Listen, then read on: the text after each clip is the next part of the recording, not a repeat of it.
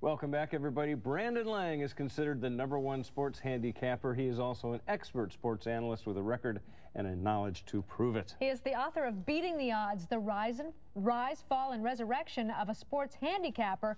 And it breaks down the facts and what he thinks will happen this upcoming football season. Good to have you, Brandon. Off to a whiz-bang start. Surprises. Well, they told me you're a big Atlanta fan. Well, I am, and I was really proud of them over this past weekend. They did a nice job there with the Saints. To be a handicapper and pick an underdog to cover the spread is one thing, but to have that underdog win the whole game and you predict that and say I wouldn't be surprised if they go in there and beat the world champs and everybody goes ooh, and then to have them win the game when it looks like they were going to lose the game just makes that win just a little bit better. And what a game it was. Even the announcers were commenting. It was like a boxing match. It was like, take this here, okay, you take that, then you take this. It was Big back and forth and back and forth. And you think New Orleans played out in San Francisco. They didn't get until 4:30 in the morning. Tired. So the longer the game went on and the more physical your Falcons were, it just played into Atlanta pulling off the upset, and good to see for them. Okay, I've never actually met or spoken to a handicapper before. You are my first. So please tell me exactly what it is you do.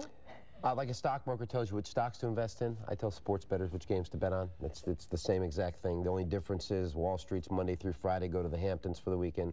Sports gambling's 363 days a year. You can wager on a baseball, football, or basketball game. So it's a very, very, very busy occupation. So are you studying stats, checking out averages, doing all that, figuring it all out, making sense of it all?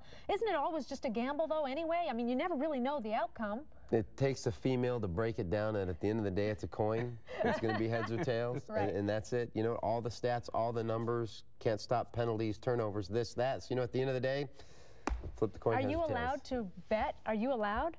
Oh, sure. Oh, do you do well? We got groceries in the fridge. My 16-month-old daughter, Ireland, her clothes will be fine for her life. But it's very up and down because no matter how successful you think you are, you're going to have losing streaks. And anybody who tells you they don't, they're lying.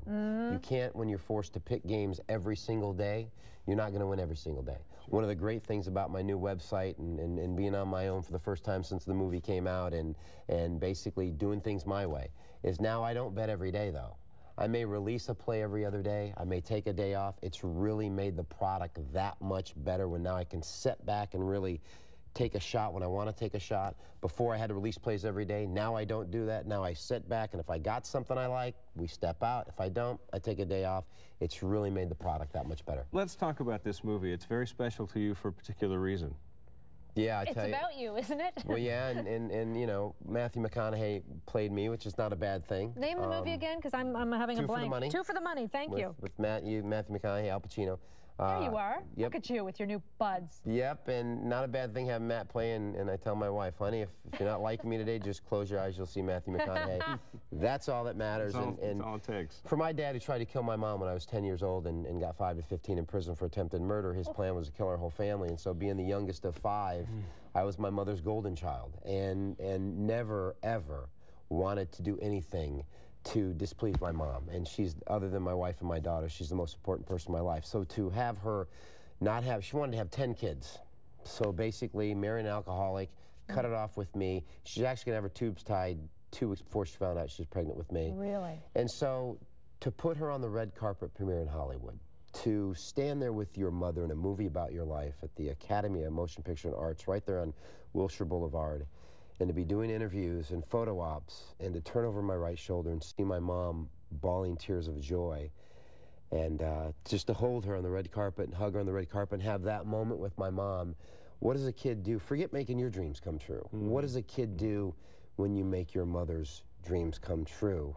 And to know that my mom now, she says, that's it, I'm done. I don't think there's anything more rewarding than that, is there? She must be proud. So it's, it was just, that'll be a moment that my daughter, raising my daughter, no matter when God does take your mom off the earth, that moment will mean more to me than anything else.